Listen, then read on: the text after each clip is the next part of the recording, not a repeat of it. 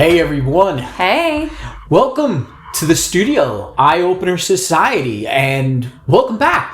Hannah and I, we haven't been gone too long, but it was a delay in between episodes. But we had a lot going on in these past few days, and I know we've been advertising about tonight's episode, and really wanted to get it out to everybody. But I think we built up enough excitement. We had a couple family emergencies, and there was no childcare for Hannah's child, so we couldn't really get the episode out to you right away. But we're here, we're ready, and we're going to talk about a few things. But before we get started, just wanted to say, there's been some things that are new, nothing on your end. Everything remains the same if you're following us anywhere.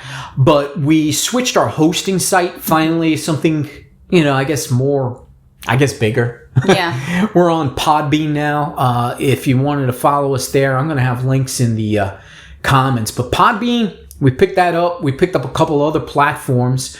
It's just a matter of getting our show hosted on different platforms. So that's why we switched. It's just we're having too many problems with the other one, and I think it's just because we don't have a whole lot of money. So, we work on what we can. Yeah, what we can, and we do what we can with what we can. So that's one. Two, we are on Apple. Yes, finally. iTunes, finally, right? I mean, this has been like over a year now, a year and a half. At first, I was told we were on it, and then I found out we were not, and there was a problem with the ID, the Apple ID, and I didn't sign a terms and conditions, I guess. So they never had it out there. So if you are joining us from Apple, welcome. We are the Eye Opener Society. Hannah and Gary. You can read all about us in the, podcast description. But I do want to welcome everybody that is on Apple, iTunes, and all that. Thank you for joining us. Follow us. We have a lot of things. Our topics kind of go all over the place from time to time. But we try to remain spiritual. And believe it or not, even after this episode, it's towards the end, if you stick with us through it, I have a way to kind of bring this all back to spirituality, believe it or not. I can tie these things together. It's pretty crazy. But so that's all that's really been going on with us. We are now on Podbean. And I wanted to give a quick shout because when I was doing a little bit of research for tonight's show, not really research, I was just looking at things to get some ideas because Hannah and I, we're not scripted ever. Yeah. But I did take a whole bunch of notes, so I got a bunch of notes sitting in front of me. But most importantly, when I was going through this, I did step across another podcast. And this here podcast is Mortal Musings. Check them out, all right? I'm going to provide a link, all right? They're really cool because they deal with true crime and the macabre.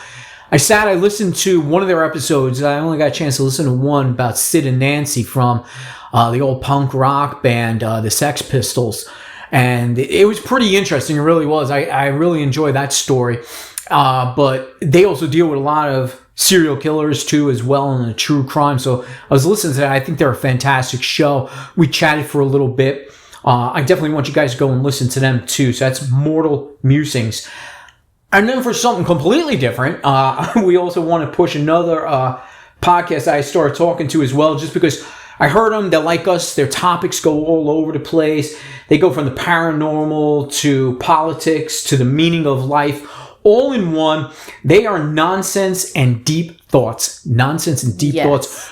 Good group of people on that show for sure. And again, the links are in the synopsis. Go and visit them. Visit any of their websites. Follow them on their platforms and whatnot. They're good people. So, Hannah. What's up? Yeah, welcome. So our show tonight is on serial killers. Yeah. I know so many people want to hear about serial killers.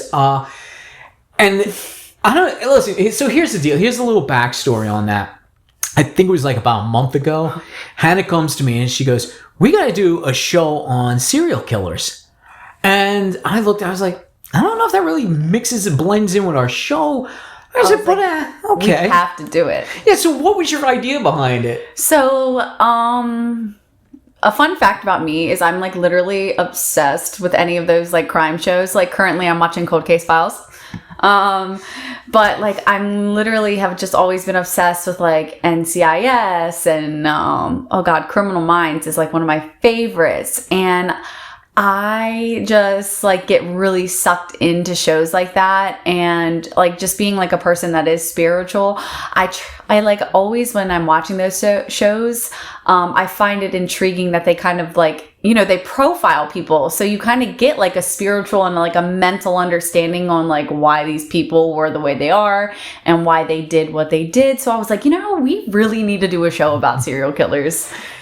Interesting, because like I said, I was kind of skeptical for a little bit, but then Hannah and I, we were at this event. It was some vintage thing going on in York County here in Pennsylvania, and there was I guess there was a display that had a bunch of serial killer type stuff. Yeah.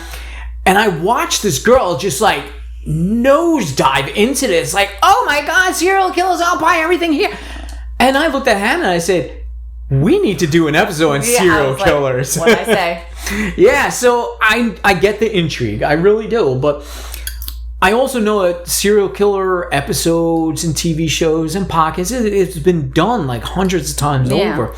And so what does a spiritual meditation podcast like us have to do with it? Well, we do go down rabbit holes. Yeah, we do. And this is our show, damn it, so we could talk about whatever we like.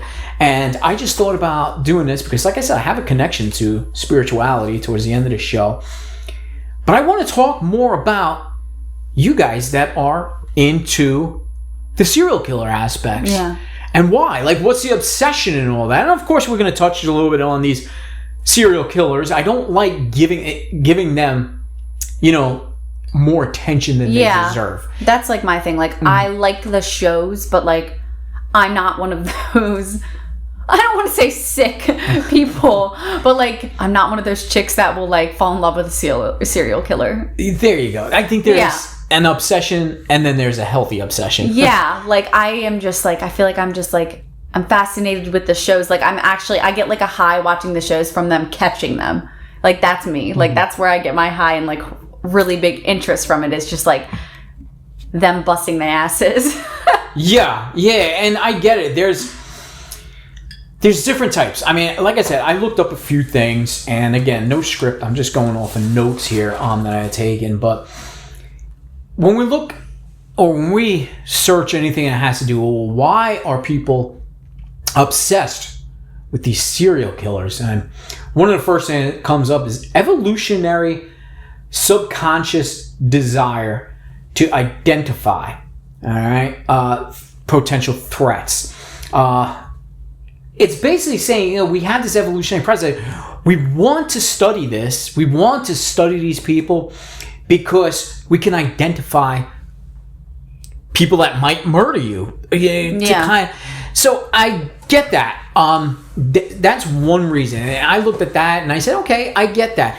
We as human beings, we have, you know, our built-in self-survival, and the more we know what makes serial killers tick, maybe, just maybe, our instincts can start pointing out who might make you uncomfortable. Yeah. It's very difficult, though. See, when I looked at that, I say, as we get into the show more, I think serial killers are very hard to identify in the first place. Yeah. It's kind of odd. They keep a lot of what they do very secret. And I'm going to get into my thoughts on this, you know, but this is like, so if this is an evolutionary thing where we need to know just for our own basic instincts, okay, I get that, but it's difficult because I think if you do a psychological profile on most serial killers, most of them have psychological profiles like every single one of us. Yeah.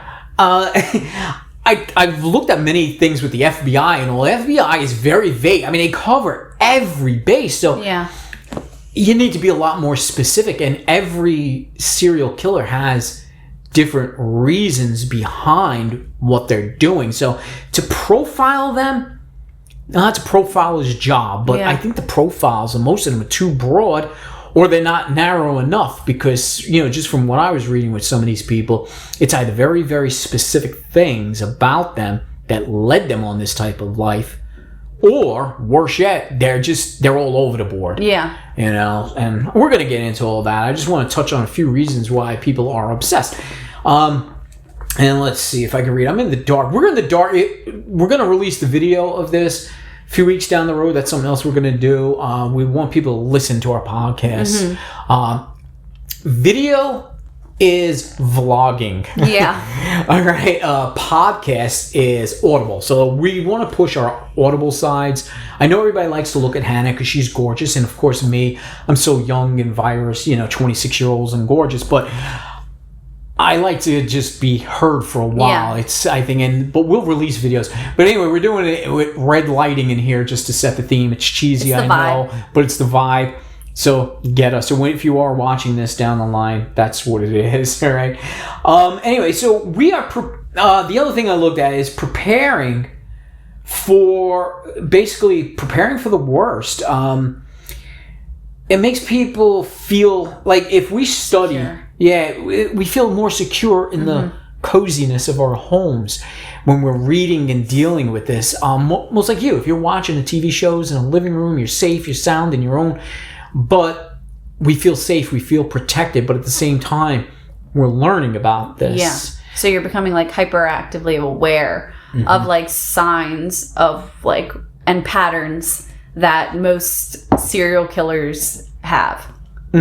Yeah. And again, doing it from the comfort and safety of your own house. And that ties into the first one. It's just an evolutionary, some subconscious mind to feel protected or to learn about this, so we know. And I gotta tell you, listen, just going back to that first one, the world's falling apart, and I think people are falling apart too. I don't think we have enough self-awareness of our surroundings anymore. I could do a whole nother show on that, but serial killers are getting away with things like what they do because we lack that self-awareness. And I'm not talking everybody as a whole, but we're losing that more and more as a human species. We're beginning to trust everything because we always feel safe within our own home.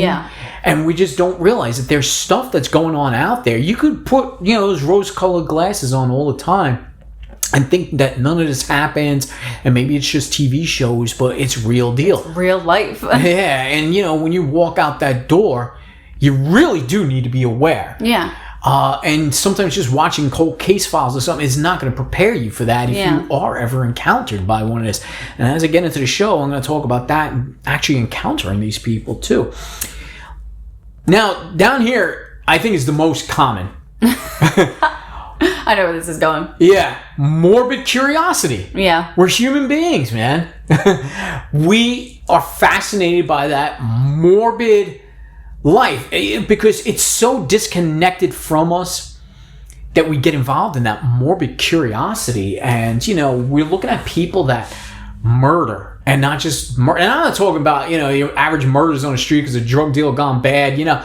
We're talking people that methodically kill, mutilate, and saw up bodies. Yeah, and sometimes bury them in their own homes or sleep with the bodies, have sex with decaying bodies. Listen, that's a morbid curiosity. Yeah. And I can understand people being fascinated because most people with a sane mind are thinking, what the hell is wrong with these people? And they get like fixated on like, why? What could we do to fix you? Yeah, but can you fix these people? I guess that's can you? And maybe some people actually do, because there are people that are in fields, mental health and all that, actually got to work with these serial killers. So it goes beyond sometimes a morbid curiosity, I guess, and sometimes it's a professional thing that you have to learn. Like, look, I was in emergency medical services years ago, and I can tell you I have a genuine wall built up over me. Nothing really bothers me because I've seen so much. I've even seen mutilation and all that. So it doesn't bother me. So I have that morbid mindset, not so much curiosity anymore. I've seen it seeing it in a person changes a man. It really does. And I can joke about it. I can make dark jokes about it. And that's the wall we put up to help us. Because if you sat and obsessed over that, it's going to change your mind, So Yeah, we do. We have a morbid curiosity. We're human beings. What can I tell you? Yeah. There's stuff on the internet, there's pictures of crime scenes and, stuff that they don't show on mainstream media. And some people are morbidly curious, and some people have a professional need to see and view that kind of stuff too. So I guess it goes all the way right back to that first, evolutionary subconscious desire to identify potential threats. Yeah. I mean, I feel like, I just want to know if anyone is watching this podcast and you're just one of those people who are just like sexually or emotionally attracted to these people, I would love to know why. Just because, we did give, 3 big points on like why, just out of our head, and like a little bit of research, like why people are, and like there's like those like, knowledgeable reasons. But then there are people out there who are like just literally, they like absorb or like obsess over like the bad boy or bad lady persona that these serial killers have. And it's just like people like, I'll just bring one up, like Jeffrey Dahmer. Like, it's insane how many women like wrote him and like wanted to marry him, and like it's just like, I just want to, like, I don't know. It's like in my mind, I don't get it. But like, if you're someone watching and you have a serial killer that you're like with that, you let me know, because I'm curious. Yeah, no judgment zone. No here. judgment. Again, this show's never about judgment. And you could always message us privately or something. And I get what Hannah's saying. I wanted to touch on that myself, just because that was the thing. Yeah, everybody has this natural morbid curiosity, and there are TV shows that hype them up. But yes, there are fan clubs for these serial killers, literal fan clubs, sometimes started by the serial killers themselves. And listen, Charles Manson is a big one, although Charles Manson is not a serial killer. Scratch him off the list of serial killers, he's not. But he has a big story. But again, but on your saying, when you brought it up, and I just thought of Charles Manson, because Charles Manson had other people do the killings for him. Yeah. Why? Charm. He had charm. He was able to influence people through charm, but he was also able to influence people because, we could do a whole podcast on him, but I mean, there was a lot of experiments with acid and mushrooms and all that. I could go into the whole FBI conspiracy. I love the fact that we got a show that we could get involved in all that, but there's a lot of conspiracies. I read up on a lot of that, and it's very confusing to me, even the whole Charles Manson timeline. But yes, he had fan clubs. He still has fan clubs. There were people outside the prison literally throwing themselves, for conjugal visits and such. So he still had that influence even in prison, locked away. He was still able to draw crowds of people. Yeah. That's also a lot of the MOs of these other serial killers. It's their charm. They were able to lure victims using their own charms. Ted Bundy is a big one. Ted Bundy is a big one, yes. Yeah, he was able to do that. Like, I know how I look at it. I know, like, one of the main reasons why, like, women or even men, Ted Bundy, apparently, like, I mean, I have my own opinion, but, like, a lot of women looked at him as, like, a very attractive serial killer. So they just kind of like sat aside like the sick things that he did as a serial killer, and they were like, no, I'm like in love with this man. And I'm just like, but I don't get it. Right. Yeah, it is odd because they use that charm, and that's just one way, because not all of them were attractive, nor many of them had charm. Many of them became serial killers because they were kind of a mess. They were bullied, they weren't fitting in, they had learning disabilities, and this is why they went on to murder, because out of aggravation and anger towards society.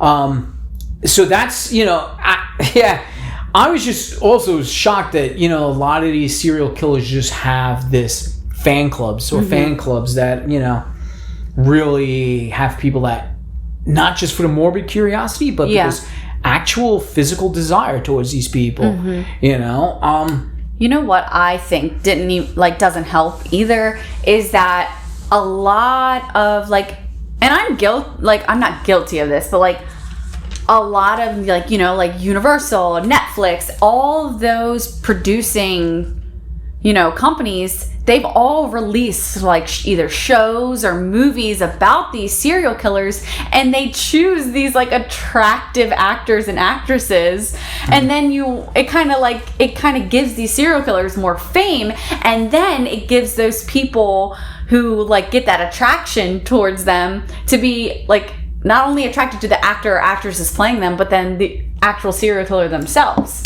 Yes. Like Ted Bundy was a big one. They chose freaking Zac Efron out of all actors to, you know, make like, you know, be him in a movie. And like from that point on, I feel like it was just like boom, Ted Bundy blew up. And then like you would go on social media and you could not see like women and men like just obsessing over him. And I'm just like, are we just obsessing over like the fact that Zac Efron played him, or like you're actually like in love with this serial killer? Yep. Now that is true, because I was going to bring up like those are the top three. Those things I mentioned. When you do any search engine search on why people are obsessed, so taking that and taking what you said, I form my own opinion on that too. Yes, one of my opinions is the same thing. Mainstream media makes them out to be sex icons. Yes, sexual icons or superstars, rock stars, basically. That's really, they make them out to be, because even though a lot of these documentaries and all, you know, are basically showing, well, these were regular people, and they did have charm and charisma to lure their victims. But they do it in a way because they understand TV, people are kind of mindless these days, and we just take in TV all the time. And it kind of gives them that rock star status. Yeah. And I think that's one problem with it. The other thing that I was looking at too myself, I'm thinking they have this very anti-hero vibe about them. Yeah. People, I think, push for them, especially the ones that have gotten away with the murders for so long or remain uncaught, like your favorite Zodiac killer. They're an anti-hero because they're basically bucking the system. Nobody can find them, and they taunt the system by sending these cryptic letters and calling it to radio shows, but yet they don't get caught. It's like fascinating. Yeah, but if you and I spend, you know, $200 using our Venmo accounts, you know, the government's all over us for taxes. But they can't find these serial killers that killed multiple people. So they have this anti-hero kind of status that kind of, I think people kind of get obsessed with too. They're kind of rooting for the underdog, I guess. That's one way to say it. I don't know if they're the right people to be rooting for as far as an anti-hero, but I can see where that comes into play. See, that's what, like, for me, it's like I said, like, I have a fascination, but my fascination is, like, solely, I enjoy seeing a profile happen. Like, honestly, like, when I feel like I first watched Criminal Minds for the first time, I was like, bro, I want to be a fucking profiler. Like, and then I realized that, like, I have my own mental issues, so, like, the FBI would never hire me. Thanks. Yeah. I know our FBI agents are always listening to our shows anyway. How you doing, FBI? Hey.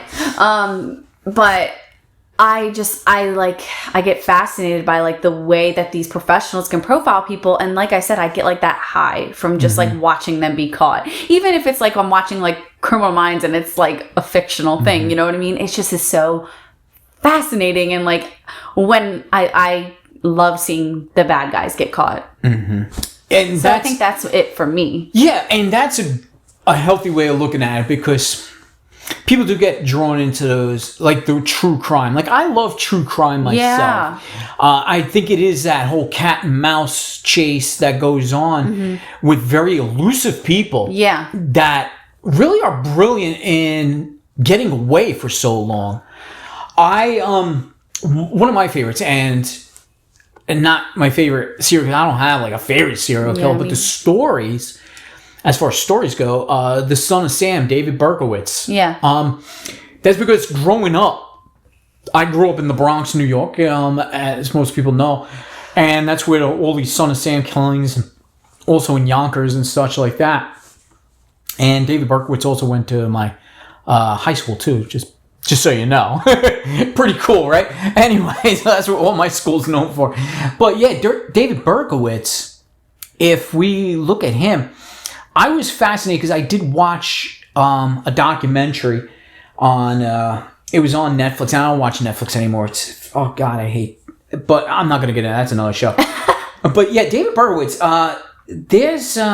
I'm sorry, I'm looking for his name. Maury Terry.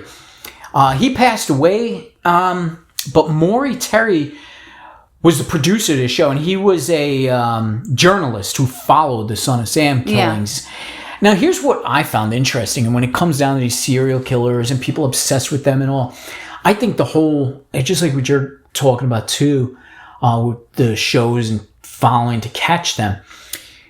The trails that they leave, the clues that they leave, and if you are into all that crime-solving stuff, Son of Sam, it opened my eyes to a few things. This guy, Maury Terry, he followed this so long, and he became so obsessed with it, and he put out that documentary called The Sons of Sam. And the theory is that David Berkowitz did not operate by himself. Yeah. That he had more people, because he originally was going into Yonkers, New York, and he got involved in these here little satanic groups.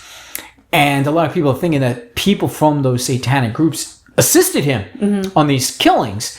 But he just took the credit and he confessed to, the murders. And my thing, when it comes to crime and criminology and all that, if we take Son of Sam, David Berkowitz's case, remember the New York City Police Department was under so much pressure to solve this crime. From the mayor all the way on down is, we need to find the person doing this. Yeah. So they obviously jumped at the first chance to convict somebody. And sometimes when we look at these cases and the way they were handled or the way they were solved, sometimes they were often rushed. And if you get some attorneys, really good attorneys, sit down and systematically break down the investigation, you'd probably find a lot of holes to the point where they wouldn't be able to convict these serial killers. The NYPD just ran with, we got our killer, that's it, see. Made them all, I think it was like 25 cops got promoted really high, in the system. And of course, the mayors and the chiefs of police and all, they take a lot of credit for solving this. So there's so much pressure on law enforcement to solve these crimes, because I was probably about 8 years old when the Son of Sam, so I don't recall any of it. But during that time, people were locking themselves in the house, and everybody was so scared to go out because he was on the loose. But yet it was New York City, and back then, there were, you could be killed in the streets by anybody at that time. So I don't know why one serial killer running around was really, a factor. But yeah, there was pressure. There was so much pressure because this, citizens in New York City were so scared and locking themselves in a house. That affects tourism. That affects everything, So they were under a lot of pressure. So did they mess up? Were there more killers that were working in concert with David Berkowitz? And some of the stuff this journalist brought up, this Maury Terry, made sense. If you really look at him, it makes sense. And it's something worth probably looking into again, because all right, if you have Berkowitz, and if he confessed, but if he didn't commit all the killings, who else did? And they're running free. Yeah. Interesting concept, that because I know there was a couple of other people. There was the Carr brothers, John Carr, and they wound up going. They were brothers. They went out to North Dakota actually, and one of them committed suicide when the police knocked at his door, and I guess questioning his involvement in any of these things. And then his brother had wound up dying in a car accident a year later. And so there's a lot of conspiracies behind it. But yes, Son of Sam, that's just one example of people that might have acted with other people, which then brings me back to this whole thing with serial killers. How many of them are actually getting away, and how many are out there right now that we don't even know are connected to crimes, and that there's maybe serial killers out there? And we don't even know if there's a connection with them yet. Yeah. So we gotta really commend law enforcement to some degree for dealing with this. But at the same time, it can't be sloppy investigative work either. It has to be very concise. Because like I said, when you look at some of these cases, you could probably blow holes in a lot of them if you're a really good attorney. And some of them could probably get off, maybe not on all the murders, but at least some of the murders, not that it would matter. I mean, if you were sentenced to 200 consecutive life sentences, what's the difference between that or 100 consecutive life sentences? I wanted to briefly touch on Joel Rifkin. Yeah. Only because it was funny. When I put this up, a friend of mine had mentioned that they actually met him, spoke with him, I guess, talked. I don't have all the details, but my friend and their friends had contact. And went to school. Well, actually worked. I think worked. Yeah, where they worked. I don't know if he was working there. And like I said, I don't have a whole lot of details, but there was contact. Known as Joel the Ripper. Yeah, and this guy too, sick. But when I asked and I questioned my friend about this, you would never know. Yeah. The charm again. The absolute charm and the whole attitude, like just another person. Mm-hmm. No different than you, me, or anybody else that you just happen to be an acquaintance with or you happen to know through passing is out there committing murders. And it makes you uneasy. It really does. And this guy was sick. I mean, he mutilated. Really sick. And so that just brings me back to this whole, how many more are out there that are murdered? Like, you could literally, if you really think about it, if you just kind of know somebody kind of casually, you could be driving in a car where they have body parts or a body, or you could be in their home that have body parts in the freezers of the house. Yeah, that's what gets real scary. Yeah. And you would just never know, because I always, I like bringing this up because every time something happens in a neighborhood, right, whether it be a murder or something, and they always go asking the neighbors, oh, he was so quiet. Oh, you would never know. Does a murderer, does a criminal have a certain look? Yeah. You go through life normally. Shocked. I'm so shocked. This is such a quiet neighborhood. And listen, you can never tell. Yeah. You really can't. Some of them you could look at them and say, yeah, there's something messed up with this guy. Yeah. But you could be totally wrong. They could be messed up mentally. Yeah. But doesn't make him a serial killer. That just real quick to jot into that. Frickin' Jeffrey Dahmer. Mm-hmm. His neighbor literally contacted the police constantly about him. Yes. He had weird smells in his apartment. Mm-hmm. Something was off about him. Like, she had very well self-awareness. Mm-hmm. And then, finally, they caught him and she's like, I fucking told you. You know what I mean? Right. I remember watching that, yeah. Like, how many people could have been saved? Saved, right. And that goes back to what I was talking about with these here.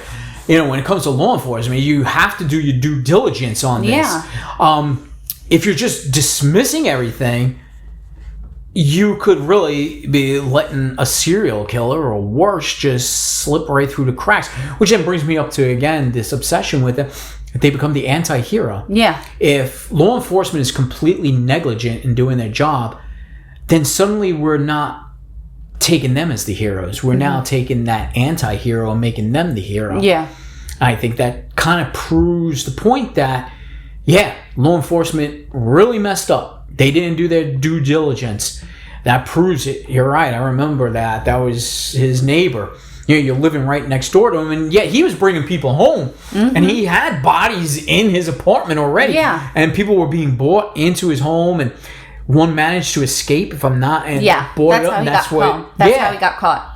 Well, no, at first, because same thing, they went there and they didn't believe him because he says, oh, it was my homosexual lover. And back then, they were not really big on homosexuality, so they wanted no part of it, and they walked away from it.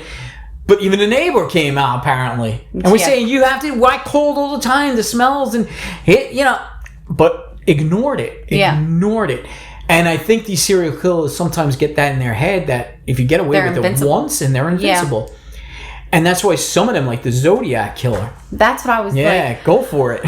So, the reason I feel like with the Zodiac Killer, I'm intrigued by that is that just like the fact that like we really don't actually have confirmation on who he was. You know, the FBI, I forgot the name, so I wanted to bring it up. Apparently the FBI had identified the Zodiac killer as a Air Force veteran named Gary Francis Post. However, a lot of people are saying that it's not actually like confirmed that he was in fact the Zodiac killer. So it's just like the unknown of that is fascinating to me and scary at the same time, because like this guy was like scary. Like he sent puzzles and it's just like I'm just like, how is this guy such a ghost? And because he is such a ghost, and because he was able to elude law enforcement, there's a few problems I have with that. After all this time, if we don't have any confirmation of who actually killed, how many people are pretending to be the Zodiac killer? And that's where the problem is. Now, interesting with the Zodiac killer, there is a website, zodiackiller.com, and it's actually recognized by law enforcement. And here's the other fascination, too, with people who are fascinated with serial killers. A lot of them, amateur sleuths. Yeah. You know how many groups are out there that study these serial killers verbatim, and they get so many to try and solve the crimes themselves? So that's another reason to be obsessed with this. And a website like this, zodiackiller.com, it's actually recognized by law enforcement. It started in 1998, and it has basically everything law enforcement has at their disposal to the general public. Every single idea, thought, that ever happened, so people can actually come up with their own things. Yeah. And try and solve the crime. Yeah. So, which I think is like fucking badass. Yeah, it is. It's a cool concept because, if they were able to elude law enforcement from the top levels of FBI, maybe they can't get away from just amateur sleuths. Yeah. Private detectives are out there always working on stuff like this. Yeah. Cold cases are usually picked up by these private detectives or sometimes just amateur sleuths. So there is a website out there, zodiackiller.com, and that just brings us up to the other people that are obsessed with serial killers are actually obsessed for very good, positive reasons, because they want to find these killers that have been eluding. Or maybe they'll look deeper into, like David Berkowitz. Maybe he didn't, act. I mean, I feel like definitely the Zodiac killer is dead. It's by now, probably. Yeah. Time, we don't know anything about him, so there's a good chance he might be dead. Yeah, but who knows? Because he's probably survived by people. You got to realize, too, a lot of these serial killers I have seen there's a few of them where their parent was a serial killer, and then they go on to be a serial killer. Yeah, which is like genetic. Woo! Yeah, that's another road to go down. Who knows? But if if the Zodiac killer did pass away, they have families, they had friends, somebody's got to know something. And again, this is what's so frightening and so interesting about any of these serial killers. They walk amongst us. They could be family. They could be friends, an acquaintance, somebody you work with. You just don't know that. And at some point, somebody's got to put the puzzle together and maybe solve these cases, because there's got to be a clue out there somewhere. We found people with way less crimes within minutes. But these guys really do get away. They get away with a lot. So I understand the obsession. And again, there's a obsession, and then there's an unhealthy obsession. I was trying to see when the last communication from the Zodiac killer was, but I can't find it. Again, zodiackiller.com. I'm sure they have all that out there, but if anybody's interested or anybody knows anything, come forward. It's been so many years. That's the other thing I think about too. I think just as being human beings, there's victims. Yeah. And all of those victims have family of some sort, and a lot of people would like closure to this stuff. A lot of the serial killers that have been caught maybe murdered others and never confessed to it. Maybe nobody ever found any kind of connection to it. So, and that too is so vague when it comes to some of these serial killers. They've killed so many. They lose track. Yeah. They lose count. They don't even know. Unless they found everybody and linked it to that person, You're just not going to know. So yeah, a lot of people need closure. A lot of families out there, from these victims. And let's not forget too, a lot of these victims were very young too. So, children and all. So yeah, just want to put even a disclosure out there. Like, if you are a family member of someone who has passed away from a serial killer, we are give you our condolences. And by any means, we are not, money making on serial killer topics. We're just, like you said, we're going to bring this all back to spiritual. But we really just wanted to do a show on this, just for like you said, we kind of go on down rabbit holes a little bit, and we just kind of wanted to bring it back to spirituality the best we could. But we do give our condolences to anyone who is watching who possibly had someone murdered by a serial killer. Listen, it's something I don't think many people think of, and even I wasn't thinking about that during this here show, but there are people out there that are probably listening to our show, other people's shows, watching these documentaries and all, either because they want the closure, because they're still seeking this out, and it's got to be very uncomfortable. It has to be. Yeah. Because, like I said, that's why I don't like approaching this topic by giving these murderers or, not just serial killers, I don't give any spotlight to anybody that's doing wrong to other human beings. Hey, the way I say, fuck you. You deserve what you get in the end. Because there's victims out there. There really are. There's victims, from children to adults, and they have families out there that gotta listen to this over and over again. And when they see stardom status of the murderers, that's gotta be shitty. It really does. So thank you, Hannah. I didn't even think about that. There could be people listening that has some sort of ties to these victims, and and on the same level, the serial killers too have families. Sometimes they were straight and narrow people, and they literally were blindsided.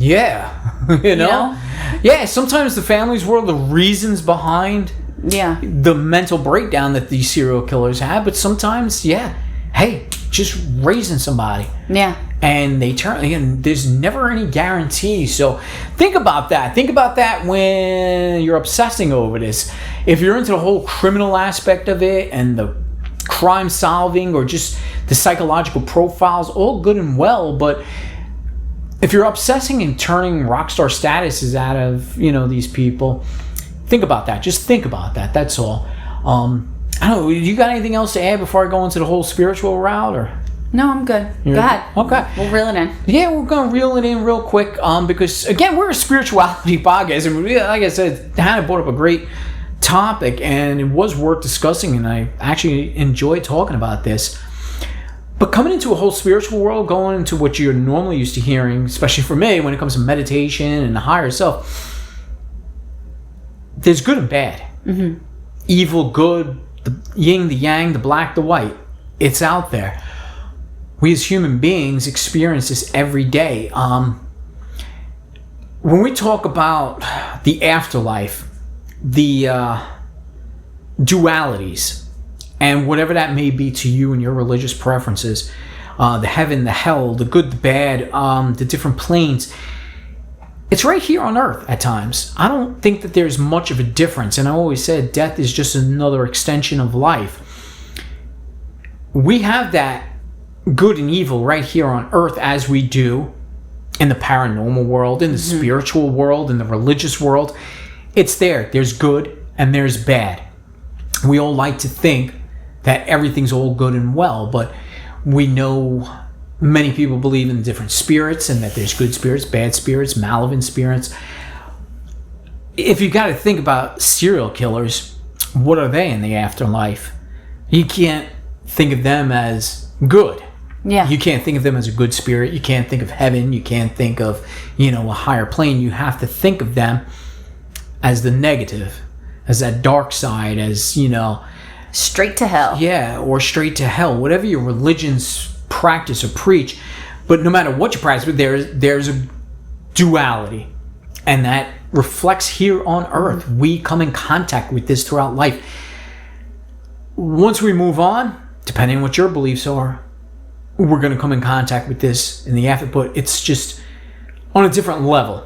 We don't get affected by it as much, but we are using this planet really as a testing ground, And we have to deal with that good, the bad. That's why I said you need to be vigilant out there. You really do. You need to open up your eyes, open up your mind, start seeing things. Start paying attention to what's going on around you. Pay attention to the people that you talk to. I get it. Some people want to be trusting. We don't want to close the doors on everybody. Yeah. See, after a while, you're going to want to become a hermit when you hear, stories like that. You don't want to trust anybody. Yeah. So trust that intuition. Trust that gut that you have.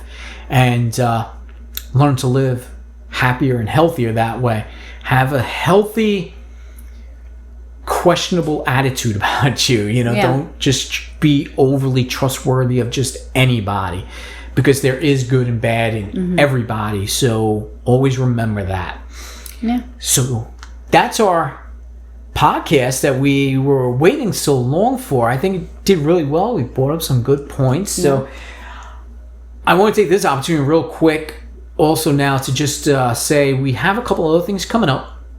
I think our next one is going to be another big one. Yeah. As far as, the title, because it's going to draw you all in, and I'm going to take a really different spin on it. So I don't want to give it away just yet.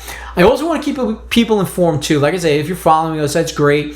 Our website's always up on eyeopenersociety.onpodium.co. Again, I'm going to have all the links on here. Follow us. You could sign up for email notifications whenever a new podcast comes out.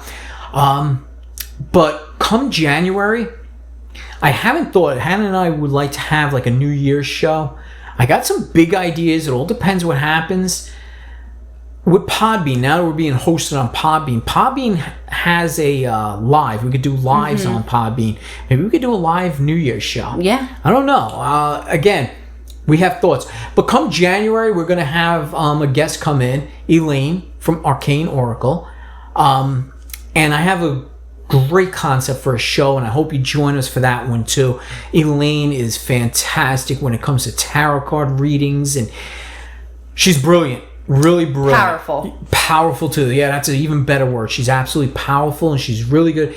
So I have a concept of what to do for the new year and have a show. She already agreed to do the show. I just don't want to give away too much. I have the concept. I got to bring it past her, see if she agrees to do it. If she does, that's going to be great. And as soon as we know and get confirmation, we'll let everybody else know. So stay tuned for us.